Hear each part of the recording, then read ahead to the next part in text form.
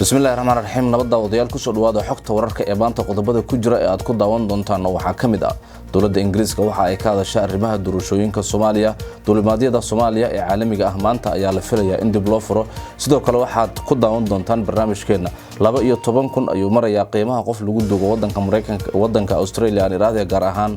qiimaha lagu duugo dadka muslimiinta ah arrimaha Soomaalida ayaynu ku eegi doonaa Australia oo maanta uu bandow ku jiro sidoo kale waxaad ku daawan doontaan qaybaha dambe mid ka tirsan aktarada Bollywoodka ee wadankaasi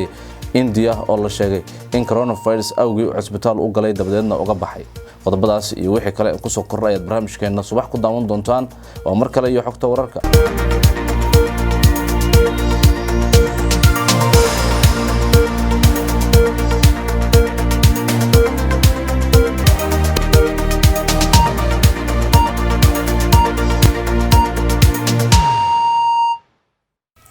isku soo noqdo wanaagsan daawadayaal taariikhdu waxa ay ku beegan tahay 3 bisha 8 ee Agoosto sanadka 2020 aynu ku bilownay dawladda Soomaaliya ayaa maanta la filayaa in dib ay u furto duulimaadyada caalamiga ah ee ka bilaaban doona garoonka Aadan Cadde International Airport ee magaalada Muqdisho duulimaadyada caalamiga ah ee Soomaaliya ayaa maanta la filayaa in dib loo furo duulimaadyada dalka oo la xiray 16 bishii March ee sanadkan ayaa lagu wadaa in maanta oo Isniin ah dib loo furo sidoo kale waxa dib loo furi doonaa dhammaan xuduudaha dalka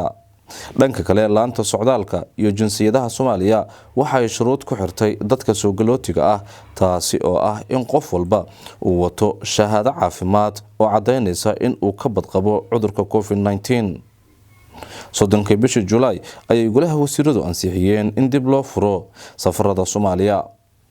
waxaa daawadayaal qodobo aynu kaga hayno caalamka oo ay kamid yihiin in qofka Soomaaliga ee jooga wadanka Australia gaar ahaan magaalada Melbourne lagu duugo qiimo gaaraya 12,000 oo dollarka Mareykanka ah warbixin dheeri ayaynu kaga haynaa balse markan aynu eegno dawladda Ingiriiska ayaa waxa ay ka hadashay arrimaha doorashooyinka Soomaaliya danjiraha dalka Ingiriiska u fadhiyo Muqdisho Ben Vander ayaa sheegay in la joogo xilligii Soomaaliya ay go'aamin lahayd hoggaanka ay doonayaan marka laga hadlayo nooca iyo qaabka ay noqon doonto doorashada soo socota hadalkan ayaa waxa uu jeediyay markii uu ka soo laabtay dalkiisa dawladda Ingiriiska ayaa waxa ay kamid tahay dalalka Yurub dawladda Ingiriiska ayaa waxa ay kamid tahay dalalka taageerada weyn u fidiya Soomaaliya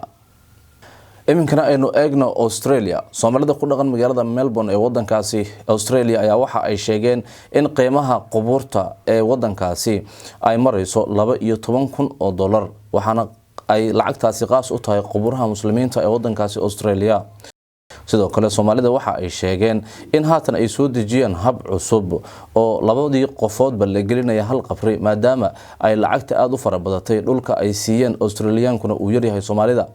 sidoo kale mas'uul u hadlay culimada Australia gaar ahaan magaalada Melbourne ayaa waxa uu sheegay in arintan ay tahay arin uguba oo ku cusub wadankaasi Australia sheekha ayaa waxa sidoo kale uu tilmaamay in bandow uu ka jiro magaalooyinka qaar ee wadankaasi Australia maadaama cudurka coronavirus uu ku sii laba kaclay wadankaasi Australia talaasadii la soo dhaafay wararka ayaa waxa intaas ku darayaan in dhammaan hakad la geliyay goobaha waxbarashada iyo dukaamaysiga wadankaasi Australia Soomaalida wadankaasi ayaa waxa ay ku waramayaan in kadib 20 maalmood uu hakad galay guud ahaan wadanka isla markaasina badda xoogan uu ka jiro magaalooyinka Soomaalida ay ku badan tahay ee wadankaasi Australia iminkana aynu eegno wararka ka imaanaya dalka Mareykanka ayaa waxa ay tilmaamayaan in gobolka California ee wadankaasi Mareykanka uu ka kacay dab ka dhashay kuleelaha iyo cimilada xoogan ee ka jira wadankaasi awgees gobolkan ayaa inta badan waxa ka dhaca dababka noocana iyo kuleelada noocana California ayaa waxa ay martigelinaysaa kuleelka iyo caburnaanta ugu xoogan ee wadankaasi Mareykanka dadka shacabka ah ee ku sugan gobolka California ayaa waxa barakacay 85% waxaana magaalada ku haray in yar maadaama uu kuleel iyo dab xoogan ka jiro gobolkaasi California ee wadanka Mareykanka hagaag daawadayaal qaybihii dambe ee barnaamijkeena ayaynu isla soo gaarnay iminkana aynu eegno mid kamid ah jilayaasha Hindiya ugu caansan ayaa waxa uu ka baxay cisbitaal ku yaala magaalada galbeedka ku taala ee Bombay mid kamid ah jilayaasha filimada India Amitabh Bachchan oo Soomaaliduna ay u yaqaanaan Cali Dheere ayaa laga saaray cisbitaal u jiifay xanuunka coronavirus bishii hore ayaa jilaagan 77 jirka ahi uu sheegay in malaayiin qof oo ku tixan Twitter-ka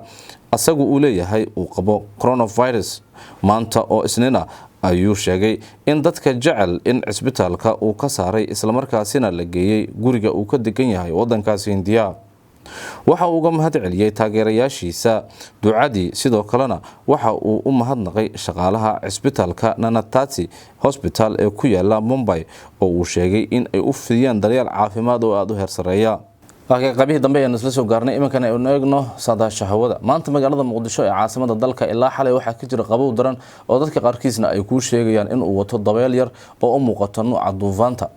xaafadaha waa degmooyinka Boondheere iyo Hordhigle shacabka degan ayaa xalay waxa ay ku soo warameen in qabow daran oo dabeel wata xalay uu ka jira degmooyinkaasi, waxaana la filayaa amba sida aynu eegnay saadaasha hawada waxa ay dabeeshaasi ka timid dhanka jasiiradda Madagascar. dhanka kale magaalooyinka Muqdisho iyo Hargeysa iyo Kismaayo ayaa sidoo kale saadaashooda saakay waxa ay tahay mid degan, iyadoo magaalooyinka kale ee Soomaaliyana uusan ka jirin wax qabow ah markii laga reebo magaalada Muqdisho ee caasimada dalka.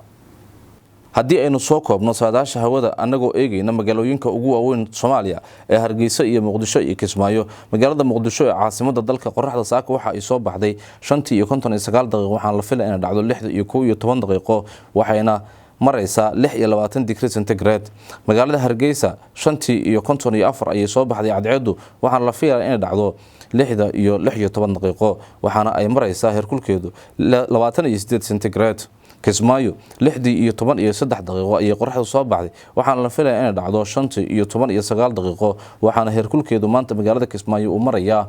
30 degree centigrade. guud ahaan barnaamijkii xogta wararka intaas ayaan ku soo gabagabaynayaa. waxaa idin soo saaray anigoo ah Cabdiqaadir Holactan iyo barnaamij kala mid intaan kulmi doono waxaan kaga tegaynaa sidaas iyo nabadgelyo. waxaana xusid mudan in cidii barnaamijkeena uu dhaafo ay dib inooga baaqan karto baraha internetka aynu ku leenahay internetka ee YouTube, Twitter iyo Facebook.